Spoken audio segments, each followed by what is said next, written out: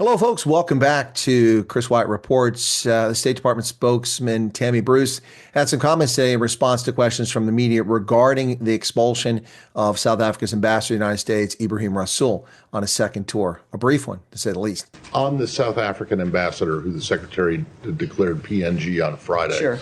The South Africans seem to be a little bit miffed. South Africans seem a little bit miffed. Oh, they are.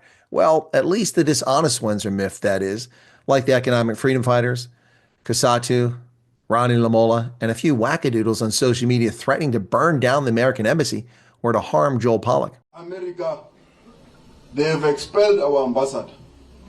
As South Africa, Ambassador Ebrahim Rasool.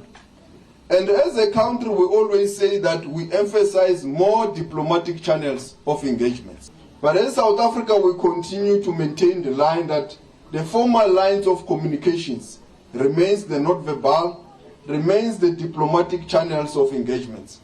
And when an ambassador has committed something that a country that is a host believes is wrong, the first process is to demarch. You call him, you engage him, and there are processes that are well known across the globe how that should unfold. So that's why Libonle President Ari, it's regrettable our ambassador has been expelled in the United States of America. Because we believe the relationship between South Africa and the United States of America remains very strategic. That they learned about this from a ex-post. You see, folks, the thing is, and I accurately reported on this repeatedly over the weekend, that is simply untrue. As I've previously analyzed and reported, the South African ambassador was summoned to the Department of State, but was unable to get there in time, something to their credit, which the South African Broadcasting Corporation also correctly reported on Sunday. He was unable to get there in time to meet the secretary's 5:30 suspense. So the deputy chief of mission for the South African embassy went to Foggy Bottom instead and received the diplomatic note. This is the correct manner to convey this information. And yes, it was posted on social media after that, but Ronnie Lamola is simply misleading you. South Africa's Minister for the Department of International Relations Cooperation, Ronnie Lamola, either does not understand diplomacy or is intentionally dishonest, trying to play the role of victim here. And I understand there was a meeting at which a formal diplomatic note explaining this was handed over. Can you, what day was that, the meeting? Well, it was the same day of Friday. The announcement, yes. So after Secretary Rubio made his decision, our senior level diplomats convoked the South African embassy staff for an in-person meeting at the State Department. At this meeting, our officials delivered the official notification of Ambassador Rasool's persona non grata status, and it was done. And there you have it, the truth, not disinformation from South African officials and South African media.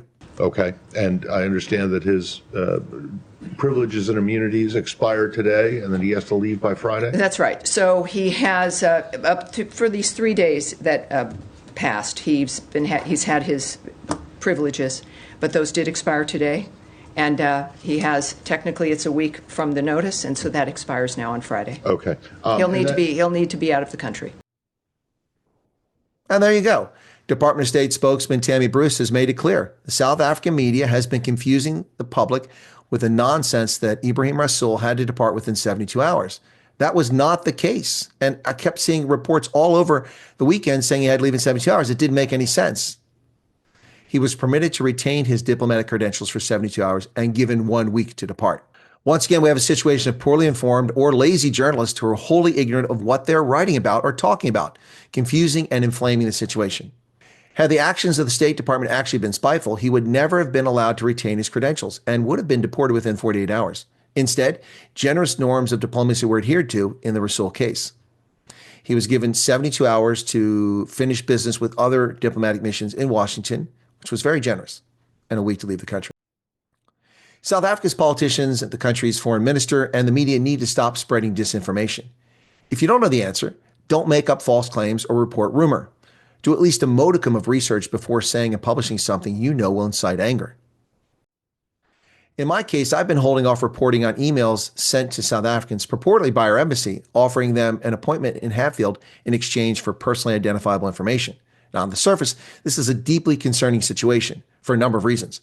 Now, rather than simply report this sensationalist potentially frightening situation. I've requested confirmation from the Department of State and our mission in South Africa, and I've not run any sensationalist story about it, as I cannot confirm whether the emails are from them or not. This is what an actual journalist does, folks. This is what a leader does. Rather than panicking, you try to gather all the information and make the best decision possible. It's the same in news reporting.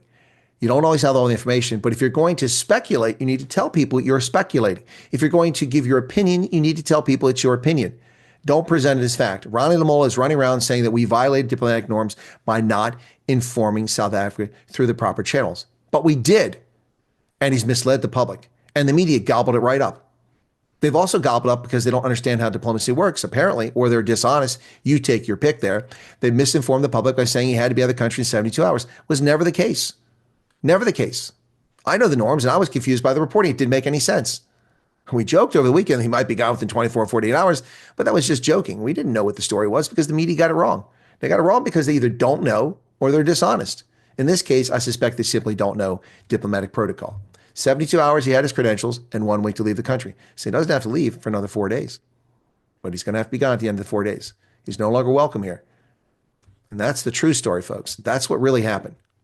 Let's see if the government of South Africa actually pays attention. There is some encouraging information coming out of the government. The tweet by the presidency on Saturday said that it was unfortunate, but asking for calm.